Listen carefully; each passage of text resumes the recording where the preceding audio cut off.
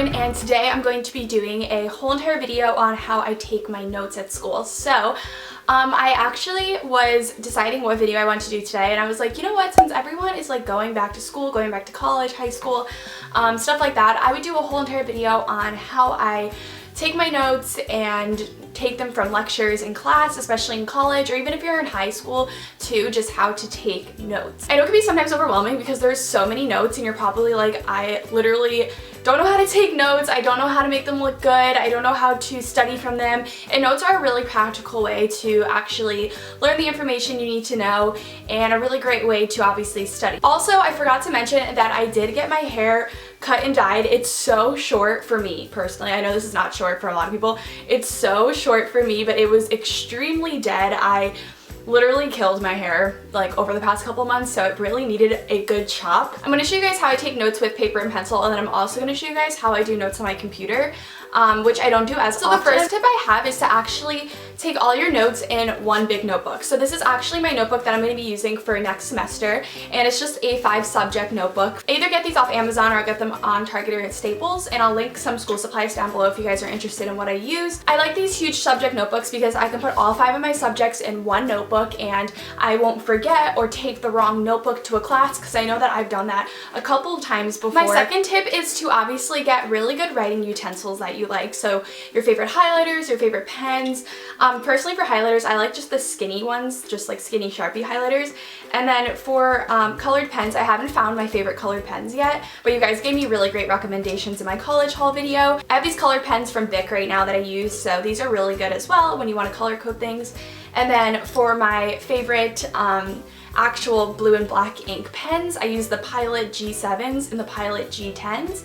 I have them again in my college haul video. I am obsessed with those pens. They're great. I'll have them linked down below if you guys are interested in seeing them. My second tip is to highlight titles and headings. I like to do this a lot, so as you guys can see, with this notebook here, I highlighted all of my headings because usually your notes are taken into different sections, usually go through different PowerPoint slides, different topics. So I just like to highlight when I start a new topic or a new person, a new slide, whatever you're learning about. I think it's just really nice because it helps just separate everything for me when I see that highlighted mark. You can also underline as well, whatever you want, but I feel like highlighting for me is the best tool. Number 4 is doing underlining, also just doing little bubbles, doing arrows, doing bullet points, just different things like that. It puts emphasis to your notes and helps, again, separate them, which I think is important. So as you guys can see, I do little arrows for each new like point I want to write out. So you can do bullet points, arrows, stars, whatever you want. But I really like arrows. I'll just write an arrow for each new sentence or each new statement. My next tip is to also use colored pens if you guys want as well. So I know I said before to use highlighter, but I'll usually just highlight my main topics and then I'll go under with colored pens, and if there's anything I need to emphasize, I'll just like underline it in a colored pen.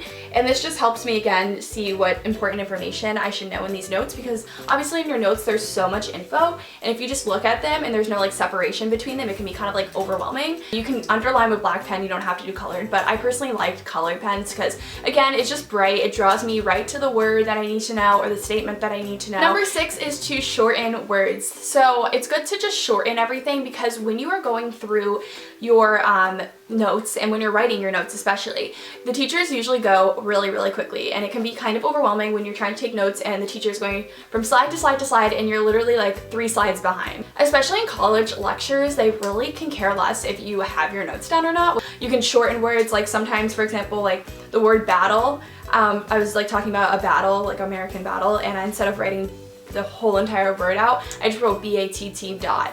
So like I'll shorten stuff. I understand that personally. If you think you'll get confused later on, don't do that, but I like to shorten a lot of words for and. I always just write a plus sign. Tagging off of my last point is to summarize your notes. So I said like shorten all your words, but also summarize the sentences. So even if you write out that whole sentence and you shorten words, you still might not be able to get to everything. So it's good to just summarize each of your sentences. So not the whole entire thing probably has to be written down. You can skim it over, just summarize whatever information is on the page, and that's gonna help you so much more.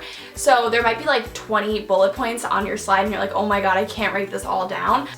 Usually if you go down the slides, the teacher usually when she's talking is pointing out what you should know. So just listen to your teacher and see what he or she is pointing out and what they're like putting more emphasis on, because that's probably what's going to be on the exam. Also, sometimes teachers will say in class that like something's gonna be on the exam and it was never written in the PowerPoint slide. My next point is to draw charts and graphs. So I know that this might not be applicable for like everyone, but like in every subject, but if you can, that's really important. So again, I drew like a little US map where the battle that I was talking about took place. You can really do whatever you want. I like visuals. I'm a very like visual learner, so I personally love doodling. I love drawing stuff on my paper. Sometimes I get distracted, or I'll draw like maps and graphs and stuff, especially for like math and science. That will be very helpful. Next is to reread and rewrite your notes. So this is really important because when you reread or rewrite your notes, it helps stay in your brain a lot longer. So maybe after class, if you want to reread your notes, maybe between classes, it can be really helpful because then you can go over those notes, analyze them a little more, and it'll stick in your brain a lot more. So because sometimes when you're just writing your notes during class, you're not fully paying attention to the information because you're just trying to get it on paper. So for actually using my computer to take notes, I don't do this as often because I feel like my teachers really don't like when we use computers in class. So I personally don't really do too much on my laptop.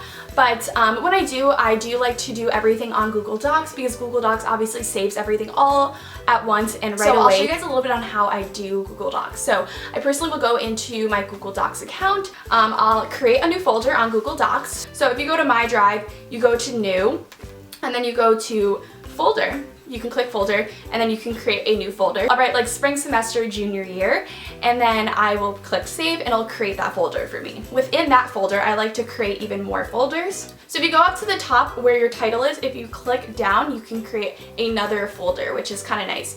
So I'll do that, I'll click that, I'll press new folder, and then I'll do each of my subjects. So I'll write all my subjects out and I'll create a folder for each subject. So it's a folder within your folder, if that makes sense. So then when you click your folder, so let's say you click history, all of your documents will be within your history folder, all your history documents, all your math documents will be within your math folder. And I like to color them. If you guys like right click on them, you can change color and each folder can be a different color. I know it's kind of silly, you don't need to do it, but I personally like it a lot. I think it's kind of fun. So when I write my notes, I first of all like to do a title. So I'll do like history and then like American Revolution. So the subject of the class and then the topic of the class, and I like to do like a fun font, and then underneath I'll write something. I'll do usually a different font as well, and then I'll start breaking everything into its sections. So I usually like to do a bigger font for each section, and then for all my points underneath I like to make the font a little smaller. And then I also like to highlight all of my main points, kind of like I do on paper, but I'll just go over it and I'll highlight it, and so I know each section, again, it's broken up. Then I can underline or italicize. You also can do the little bullet points or the little arrows as well, so that's really fun. So you can kind of play around with the settings on there. So I like to do, like I said, underlining, italicizing, and then I also like to do the little arrows. I also like to date everything. So all of my stuff online, I'll put like the date of the lecture just to keep it organized and know when each lecture was. I hope these tips were helpful for you guys, and I hope that you guys can now take a little bit better of notes. But thank you so much for watching, and I'll see you guys all in my next video. Bye.